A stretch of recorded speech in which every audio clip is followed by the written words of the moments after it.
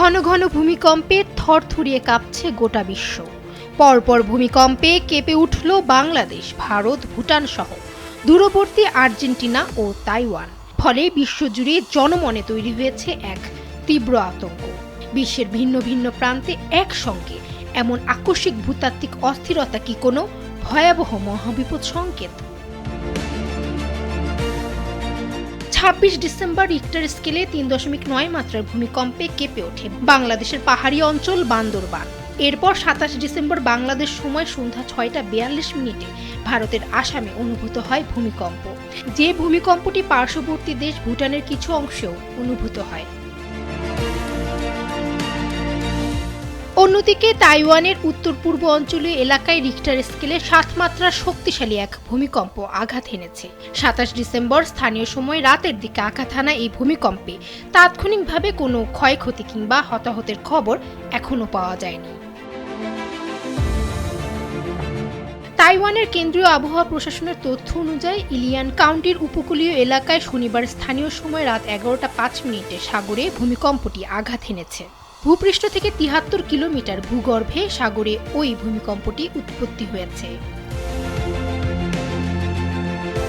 অন্যদিকে দক্ষিণ আমেরিকার দেশ আর্জেন্টিনায় ২৭ ডিসেম্বর স্থানীয় সময় সকাল ৭টায় ৫.৭ মাত্রার মাঝারি ভূমিকম্প অনুভূত হয়। ভূমিকম্পটির উৎপত্তি স্থল ছিল ভূপৃষ্ঠের অনেক গভীরে, প্রায় ৬০৬ কিলোমিটার নিচে। দক্ষিণ এশিয়ার দেশগুলোতে কেন এত ঘন ঘন ভূমিকম্প হচ্ছে? এর উত্তর লুকিয়ে আছে ভূপৃষ্ঠের অনেক গভীরে, যেখানে রয়েছে জটিল টেকটোনিক প্লেটের বিন্যাস।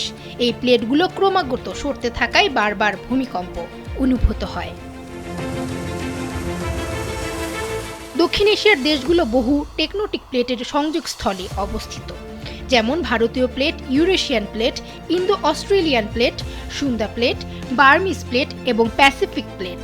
এছাড়া শত শত বছর ধরে জমে থাকা টেকটোনিক চাপ বড় এবং আরও শক্তিশালী ভূমিকম্পের সৃষ্টি করতে পারে।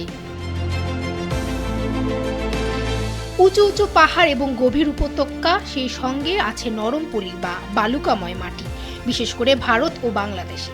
এই ভৌগোলিক রূপ ভূমিকম্পের তীব্রতা আরও বাড়িয়ে দেয়। বিজ্ঞানীরা সতর্ক করেছেন, নেপাল, ভারত, ভুটান এবং পাকিস্তান জুড়ে বিস্তৃত হিমালয় অঞ্চলে ৮ বা তার বেশি মাত্রার বড় হিমালয়ান ভূমিকম্প হতে পারে।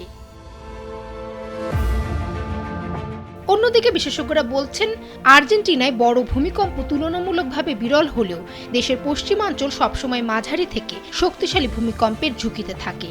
অন্যদিকে তাইওয়ান দু টেকটোনিক প্লেটের সংযোগস্থলে অবস্থিত হওয়ায় সেখানে প্রায় ভূমিকম্প আঘাত হানে। ডেস্ক রিপোর্ট, সময়ের আলো।